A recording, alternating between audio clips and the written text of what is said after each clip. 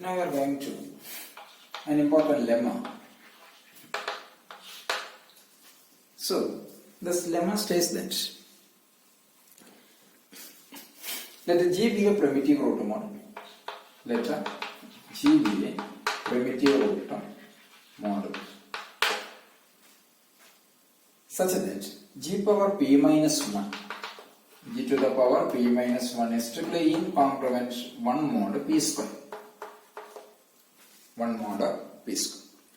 Then, for every alpha greater than 2, for all alpha greater than or equals 2, G to the power phi of P to the power alpha minus 1, G to the power phi of P to the power alpha minus 1 is strictly incongruent 1 mod P power alpha. So this is our plan. What is G? G be a primitive root mod P such that G to the power P minus 1 is incongruent 1 mod P square. Then the lemma states that for all alpha greater than or equals 2, G to the power phi of P, G to the power phi of P to the power alpha minus 1 is strictly incongruent 1 mod P to the power alpha. So the proof is done by induction hypothesis. For suppose let alpha equals to alpha equals to. So consider this one and this relation. Suppose A is or yes. A. What is G? Given G be a primitive root mod P means G power P minus 1 is congruent to 1 mod P. Why? Because this is the because of this one. G is a primitive root mod P.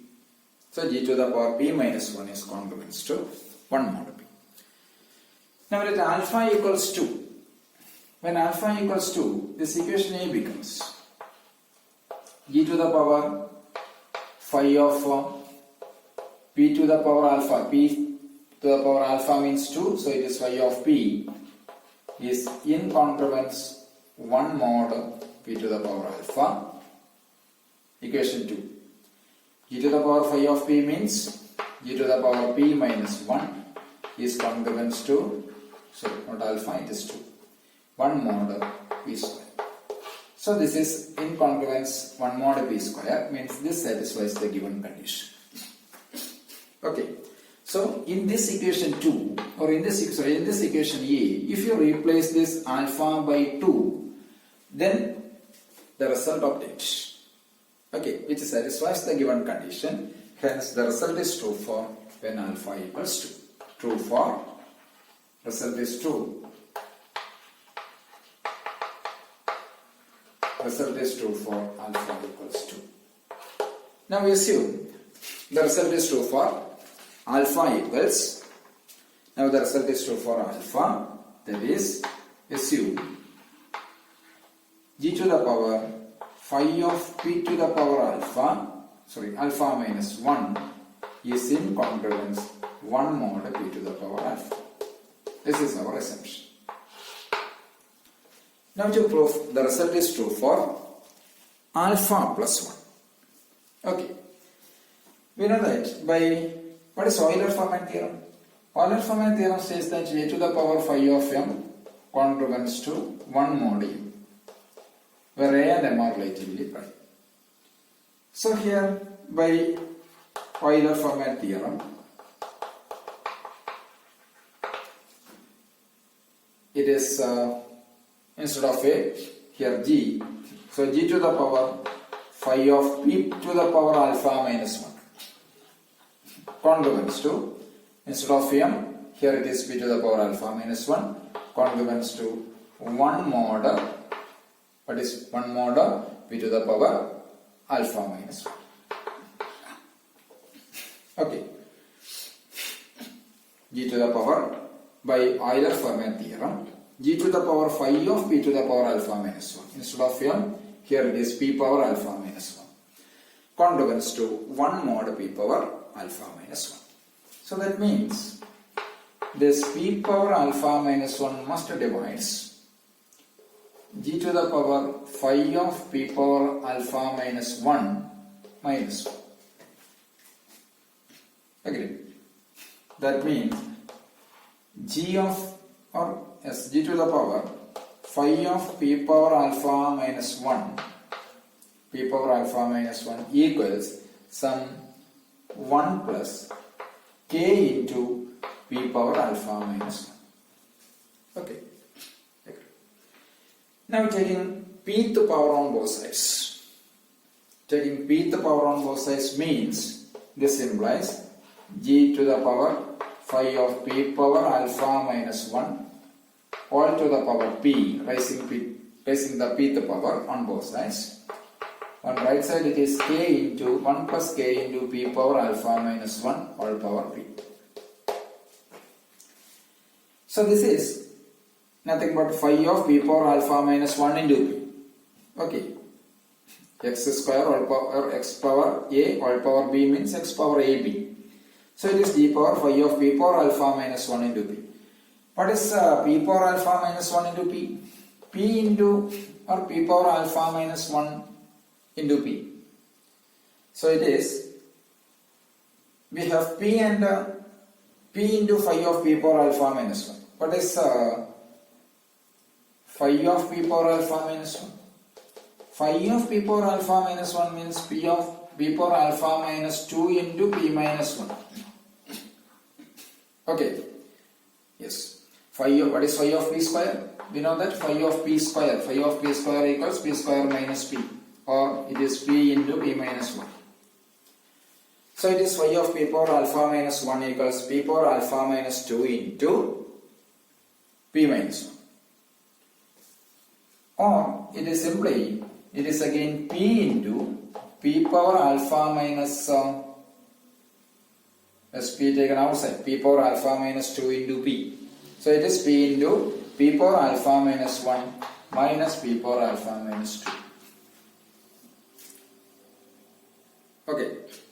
Means you take the pth power on both sides. It is g to the power phi of p to the power alpha minus 1 plus p. So all to the power p equals this one.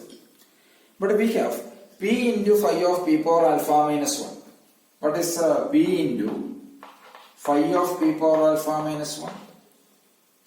P into phi of p power alpha minus 1 is nothing but it is p into, what is phi of p power alpha minus 1? We know that it is p power alpha minus 1 minus p power alpha minus 2. So this is a non-result. Phi of p power alpha minus 1 is nothing but p into it is p power alpha minus 1 minus p power alpha minus 2. That equals p power alpha minus p power alpha minus 1. Okay. P power alpha minus p power alpha minus 1 is nothing but it is phi of p power alpha. That is by definition. Therefore, phi of p power alpha minus 1 all power p, that is phi of p power alpha minus 1 into p is nothing but phi of p power alpha.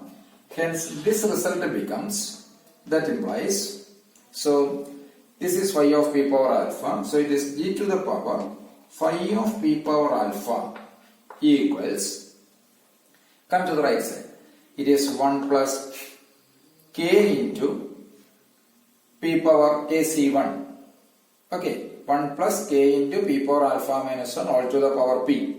So it is 1 plus k into p to the power alpha plus it is p into p minus 1 by 2 factorial into k into p to the power alpha minus 1 whole square plus etc. Agree? Okay. So now it becomes this. So it is, that becomes g to the power phi of p power alpha equals 1 plus k into p power alpha 1 plus k into p power alpha mod p power alpha plus 1. Why mod p power alpha plus 1? Why? Because here it is p power alpha and here it is k square into p power alpha minus 1 whole square. K square into whatever may be, k p power alpha minus 1 whole square. What is p power alpha minus 1 whole square? P power 2 alpha minus 2. This 2 alpha minus 2 always greater than or equals alpha plus 1. 2 alpha minus 2 always greater than or equals alpha plus 1. Okay, why? Because alpha greater than or equals 2.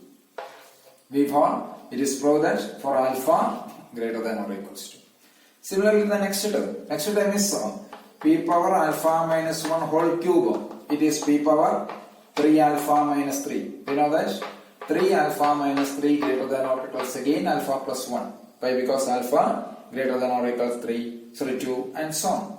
So for all the terms except the first two consists of the powers of p power alpha plus 1. So this can be rewritten as g to the power phi of p power alpha is congruent to 1 plus k into p to the power alpha mod p power alpha plus 1. Agree? Where p does not divide k. So that means, this means g to the power phi of p power alpha is in congruence 1 mod p power alpha plus 1. So the result is true for alpha plus 1. Hence by induction hypothesis the lemma is proved here. So our lemma states that when g is the primitive root mod p with g to the power p minus 1 is in congruence 1 mod p square, then for alpha greater than or equals to g to the power phi of p power alpha minus 1 is strictly in congruence 1 mod p power alpha. Okay, so this is our lemma, and this is a useful result, and which are this result is used in our next coming theorem. So this lemma is very important. Agree.